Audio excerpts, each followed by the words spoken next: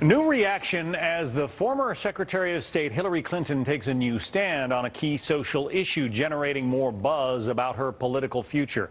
Less than 2 months after leaving the State Department, Mrs. Clinton stepped back into the national spotlight, releasing a recorded video announcement saying that she now supports same-sex marriage. Some suggest the move signals she is gearing up for a political campaign rather than just taking time off after leaving the State Department. Take a look. LGBT Americans are our colleagues, our teachers, our soldiers, our friends, our loved ones. And they are full and equal citizens and deserve the rights of citizenship. That includes marriage. That's why I support marriage for lesbian and gay couples. I support it personally and as a matter of policy and law.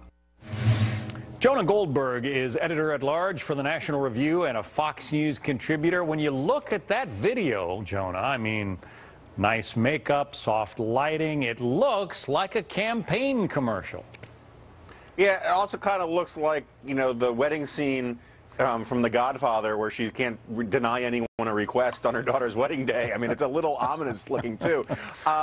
Yeah, no, it looks, I mean, I thought this was a weird choice for them to do it this way because what private citizen comes out with this kind of highly produced video unless they're planning to run for office? They could have done this a bunch of different ways that would have left things more ambiguous. I mean, it's not like she doesn't have a Rolodex full of reporters that could ask her softball questions as a sort of 2 months out of the State Department, what's going on kind of thing, where she could have gotten out in front of the gay marriage issue. This really felt like a campaign announcement. So what happened to the Hillary Clinton who left the State Department saying, you know, she didn't have any plans, she was just looking forward to sleeping in the morning and not traveling all the time? Well, there were a lot of people who never believed that in the first place. I mean, detractors and fans alike can agree she's a very driven, hard-working person who does not sort of relax very much. And but you know, so the idea that somehow I guess my point is, I think it's a very difficult thing to see how this is a great move for her politically, because one of the reasons why she's been so popular, why her poll numbers are so high and have been so high for so long, is precisely because she has not been involved in politics and hasn't seemed like a politician. As a Secretary of State, she hasn't had to get down into the partisan muck the way a lot of other cabinet officials have, the way a lot of other prominent Democrats have.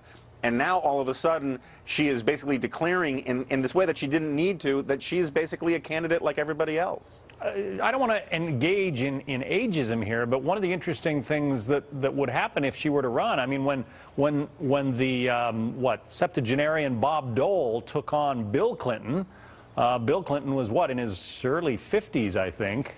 Americans have been reluctant, once they've sort of handed the baton to a younger generation, they've been reluctant to go back to an older generation for presidential leadership. They have, and this is particularly uncharted territory because we're talking about a woman, and how, whether it's sexist or not, or ageist or not, how we deal with, you know, older women is something we just haven't really had an opportunity to experience yet.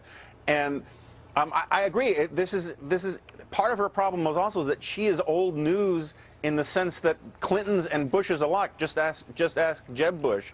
These are names that people have been talking about for over 20 years, and there's a real sense out there on both sides of the aisle that it's time for a change.